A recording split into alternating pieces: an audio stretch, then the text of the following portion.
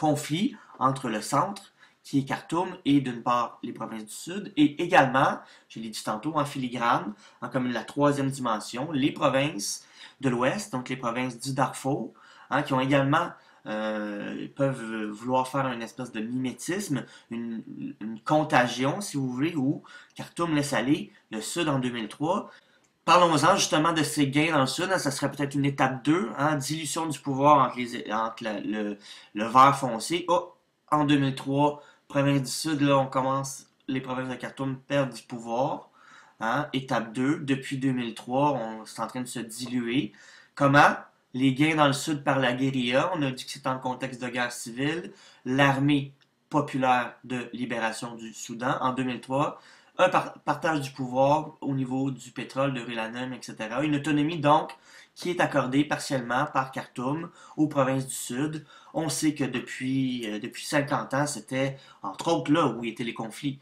Toute la province du Kordofan au sud, les provinces du Sud qui ont combattu dans le sang, il faut bien le dire, guerre civile entre autres, les groupes du Sud et l'armée de l'armée centrale de Khartoum, l'armée de Omar el-Bashir. C'est ce que vous devez écrire sur la ligne où c'est écrit les gains, 3 petits points, dans le Sud par la guérilla en 2003. Pouvoir, pétrole, uranium, autonomie partielle accordée. Donc, vous avez les rebelles de la province du Darfour veulent, par mimétisme, par copie, c'est la contagion, eux aussi, l'équité en matière de partage du pouvoir, des ressources diverses et de la richesse. On était au point B. Crainte de l'arabisation du Soudan, on disait qu'il y avait, comment ça s'illustrait, que c'était une emprise croissante des tribus arabes sur l'appareil de l'État, sur l'organisation de la société, un contrôle des terres et du bétail et du sol pétrolier. C'est que c'est là où on la voit la fracture sociale. Dans le 1 tiers, ici, de la population, dite en guillemets arabe, 80% des ressources, 2 tiers, donc la majorité de la population, qui se partage les restes, en guillemets, les restants. Donc, évidemment, ça a un impact. Si on se ferme les yeux et qu'on s'imagine, dans le fond, n'importe quelle situation où il y a une majorité de la population qui détient tout, la qualité des routes, les banques, les médecins, les écoles, les terres, le système d'éducation, bon, à la limite la nourriture, bon, tout, ça crée évidemment des conflits. Ce qu'on n'a pas vu, par contre, c'est la partie sur la charia. Et c'est un élément super important. Je vais l'expliquer dans un instant. Mais pour l'instant, qu'est-ce que la charia? La charia est une loi islamique qui est imposée de force au sud. Donc, c'est une loi, ce sont des musulmans donc, qui appliquent cette loi-là, mais ce sont des musulmans extrêmes. C'est une application, comment je pourrais dire, stricte. Dans le fond, la charia, on a des exemples ici, là, interdiction de l'alcool, donc interdiction de prendre de l'alcool, lapidation des femmes qui sont pris en situation d'adultère, ça arrive peu aux hommes ou pas du tout. Donc un élément qui est peut-être sexiste ici, en tout cas c'est ce qu'on critique dans la charia. Autre exemple, amputation des membres des voleurs, donc tu es pris en train de voler, je sais pas moi, une pomme, on te coupe la main. Donc, pour plusieurs, c'est la charia, l'application stricte de la charia est un élément qui est rétrograde, qui est archaïque, à la limite moyenâgeux. C'est une méthode, en fait, que évidemment, ce n'est pas la majorité de la population qui adhère à ça. Donc, et on cherche à imposer cette partie-là. Donc, encore là, une fracture entre le Nord et le Sud qui, évidemment, contribue aux 50 années de guerre civile qu'on a connues et au conflit qui, actuellement, ça donne que le pouvoir central arabe est au Nord, Khartoum, les tribus africaines sont au Sud, et comme je l'ai dit lors de la première capsule, si on y va en 3 dimensions, avec première dimension, contrôle central, deuxième dimension, les tribus africaines. On a la 3e dimension, c'est là-dedans que s'insère le Darfour. Parce que le Darfour va essayer d'avoir les mêmes gains que les provinces du Sud dans les dernières années par rapport au pouvoir central. Donc le pouvoir central déleste du pouvoir, on crée un précédent ici. Donc, revenons-y. Pouvoir central arabe, on a quoi? On l'a vu tantôt, on a parlé de la charia. Donc un régime extrêmement autoritaire. Je vous rappelle que c'est une dictature. Omar el-Bashir est un militaire, donc qui a pris le pouvoir par la force. Torture policière, arrestation forcée, etc. Évidemment, réaction à ça, révolte hein, contre ce régime-là, contre la charia, mais avec des moyens qui sont très faibles. Hein, donc on a, vous voyez l'image ici, on a ici une dame avec une mitraillette, c'est probablement une Kalachnikov d'origine russe, probablement. On verra le lien tantôt. Versus des armées beaucoup mieux organisées, l'armée du gouvernement de Khartoum, dans laquelle fait également partie les fameux Janjaweed. Ce qu'on appelle, en fait, ce que Omar el-Bashir appelle, en réponse aux critiques internationales, les chevaliers du diable.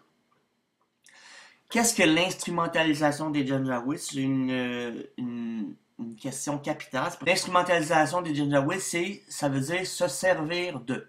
Instrumentalisation, se servir de. Dans ce cas-là, c'est de qui? Des Janjaweed.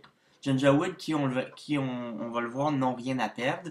Et comme ils n'ont rien à perdre, ils acceptent de travailler pour le gouvernement. Critique internationale et pour appliquer une notion très importante en relations internationales, donc je viens de le dire, et en politique, c'est la notion de génocide.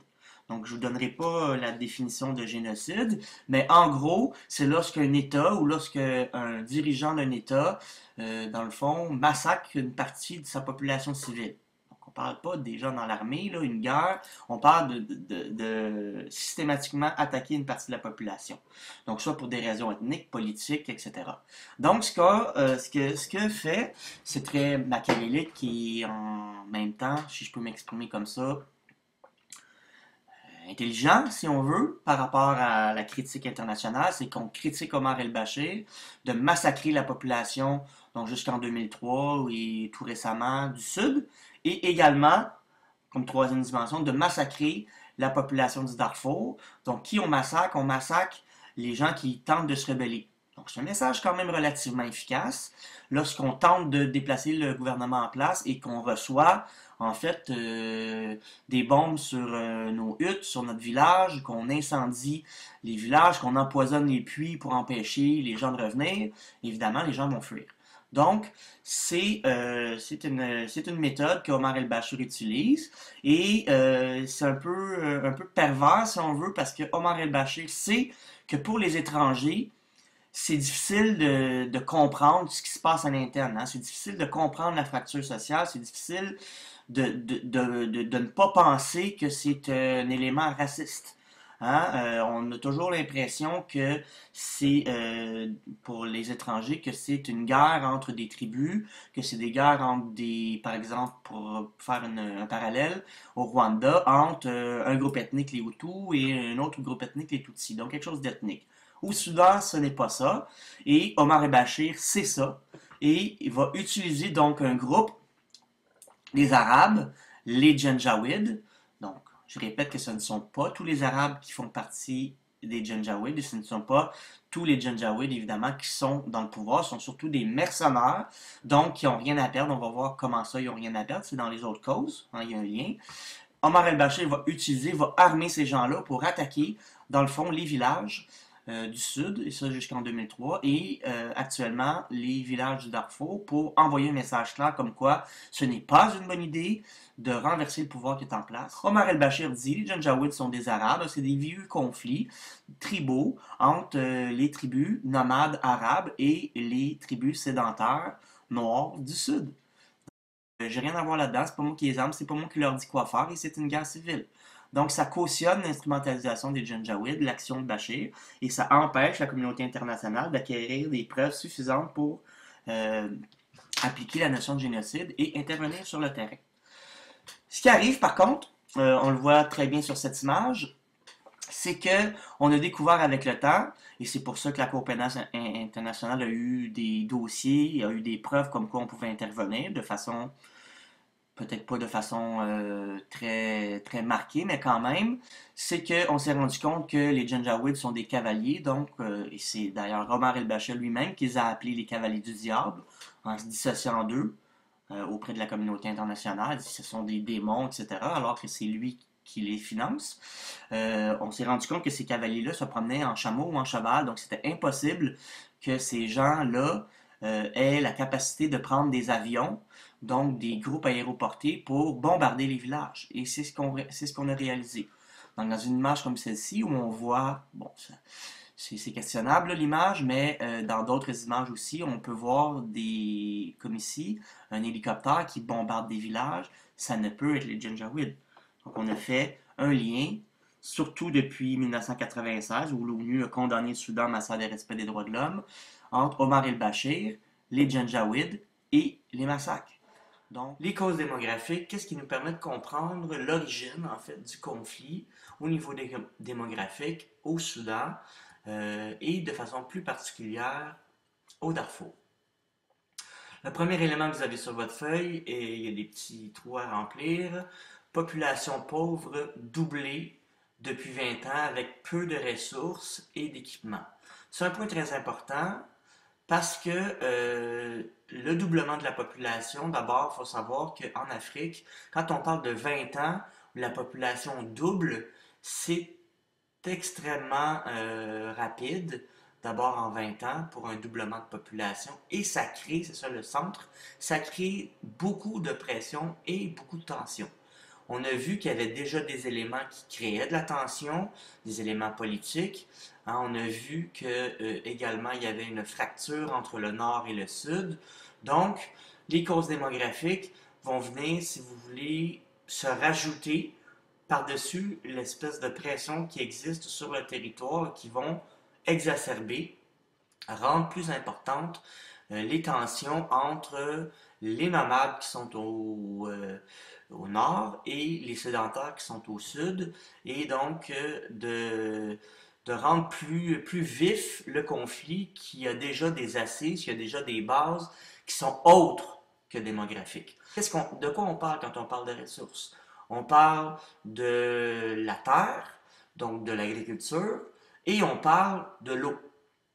On a une image ici où on a un point d'eau où c'est surtout des femmes qui font ce travail-là, vont chercher de l'eau, donc partent des régions rurales, marchent pendant des heures pour aller chercher de l'eau dans un point d'eau. Et le problème, c'est qu'il y a de plus en plus de monde qui ont besoin de cette eau-là.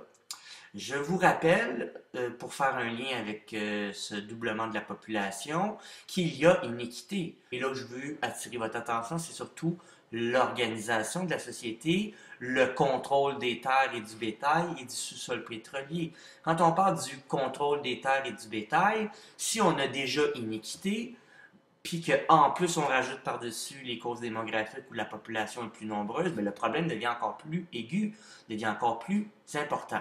Compétition donc et tension, ce que je disais en saison sèche en particulier, pour l'eau, donc les puits et l'espace, les pâturages. Donc il faut savoir, un élément important, qu'il y a toujours, en fait, jusqu'à très récemment, dans l'histoire de l'Afrique et dans l'histoire du monde, en fait, il y a toujours eu des échanges entre les nomades et les sédentaires. Dans le cas du Soudan, ça se matérialise entre les gens du Nord, les nomades, et les sédentaires du Sud qui faisaient du troc. Depuis la nuit des temps, les nomades du Nord, qui sont des éleveurs, donc de bétail, échangeaient leur bétail, de la viande ou bien comme bête de somme. Bête de somme voulant dire bien sûr utiliser un bœuf par exemple pour tirer une charrette ou pour faire de l'agriculture, en échange de la culture des sédentaires. Puisque les sédentaires ne bougent pas, essentiellement ils font une agriculture, ils cultivent du blé, du riz, bon, etc., du sorgho, des patates, bon, etc. Et on échange ça. Cette dynamique-là n'existe plus depuis tout récemment, bien sûr à cause des guerres, et aussi parce que dans l'histoire, on le verra peut-être un peu plus tard, les gens du Sud ont servi d'esclaves comme tels aux Arabes du Nord qui venaient les chercher. Donc les gens du Nord ont longtemps, dans une autre dynamique, été cherchés. Je ne rentre pas dans cette sphère-là, mais juste pour vous l'expliquer, ont longtemps été chercher des esclaves au sud pour participer à l'esclavage. Donc, bien sûr, c'est une marque qui, dans le cas du Soudan aussi, est presque indélébile et reste bien marqué dans l'esprit des gens et continue, bien sûr, avec des conflits qui sont un peu plus actuels, dont celui du Darfour. Donc, c'est un peu ce que je voulais vous expliquer par rapport aux causes démographiques. Donc, une compétition qui est liée à l'inéquité qui existe sur le territoire entre le nord et le sud, entre des nomades et des sédentaires. Et d'ailleurs, on va revenir dans la capsule suivante, pardon, au niveau des causes territoriales et environnementales. Hein. Les Janjaweed actuels sont des nomades. Donc, ce sont des nomades qui ont quitté leur mode traditionnel de nomadisme, où ils franchissaient un territoire, puisqu'ils sont au désert, un territoire toujours de plus en plus grand pour pouvoir subvenir à leurs besoins. Puisque la terre est pauvre, c'est un désert, on doit franchir des espaces qui sont très grands et on va être amené petit à petit dans l'histoire à s'en aller de plus en plus vers le sud pour aller chercher des terres fertiles. Et c'est cette dynamique-là qui est répétée en fait actuellement avec les Janjaweed qui ne font pas nécessairement juste ça pour mal faire, mais qui s'en vont au sud pour aller littéralement, ils n'ont pas nécessairement le choix non plus, voler des terres aux sédentaires du Sud qui sont dans la zone plus fertile. Il y a eu longtemps des échanges donc, entre les nomades et les sédentaires, entre les éleveurs nomades du Nord et les paysans sédentaires du Sud, qui échangeaient ces matières-là. Et donc, cette dynamique est brisée pour plusieurs raisons, mais entre autres, dans l'histoire, quand on lit les documents, la documentation, on sait que l'esclavage, pardon, est entré en ligne de compte parce que pendant de nombreuses années, les Arabes du Nord allaient chercher des esclaves au sud pour en fait se livrer à l'esclavage. Donc on allait chercher carrément des gens au sud pour en faire des esclaves. Donc évidemment, ça a causé beaucoup de problèmes et ça reste marqué dans l'imaginaire des gens, ce qui n'aide pas évidemment au conflit entre le nord et le sud. Pourquoi ils n'ont plus de terre? Désert aride. Au nord, on disait tantôt que ce n'est pas la faute des humains, hein. Le désert est là, mais il y a aussi une chose qui, elle, est un petit peu plus liée au facteur anthropique, donc au facteur humain, l'agrandissement des déserts.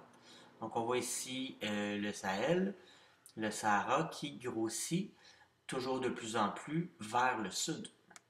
Donc vers le nord, ça cause pas trop de problèmes parce que c'est déjà désertique, mais quand même, les périodes de pluie au nord, dans le désert actuel, sont de moins en moins nombreuses. Mais au sud, le désert grandit, donc on exacerbe encore plus, on pousse encore à l'extrême limite la pression. On est sur un petit élément qui est également lié à l'environnement ici et au territoire, donc aux causes territoriales. Et l'impact, en fait, la conséquence de l'indépendance de 1956 sur l'instrumentalisation des Janjaweed. L'élite arabe a chassé les, les autres Arabes qui ne font plus partie de l'élite, qui sont devenus, pardon, par après, des Janjaweed, qui, eux, n'ont pas le choix de répondre donc aux demandes d'Omar el-Bashir qui leur propose, en fait, de s'en aller au sud pour, d'une part, voler les terres des sédentaires qui sont là. D'ailleurs, ça, c'est la stratégie d'Omar el-Bashir par rapport à l'international. Ce qu'il dit Omar el-Bashir, c'est les Janjaweed sont des cavaliers, c'est lui-même qui l'a dit, sont des cavaliers du diable. Hein? Il ne dit pas qu'il fait affaire avec eux autres, ça c'est toujours caché. Il dit ce sont des cavaliers du diable, on a affaire à un conflit ethnique entre des Arabes et des Noirs. Donc des Noirs soit chrétiens, soit animistes. Donc un conflit entre le Nord et le Sud. Le Sud, c'est une façon pour Omar el-Bashir de se laver les mains de ça. Et c'est pour ça qu'on appelle ça de l'instrumentalisation. Et c'est que ce sont les Janjaweed qui font le travail, le sale boulot, si on veut, en sous-main pour Omar el-Bashir. C'est eux qui font entre guillemets, le sale boulot pour Omar el-Bashir, en apeurant, en faisant peur, en empoisonnant les puits, en incendiant des villages au sud. C'est ce qui met fin à notre capsule sur le Soudan. Alors, merci beaucoup.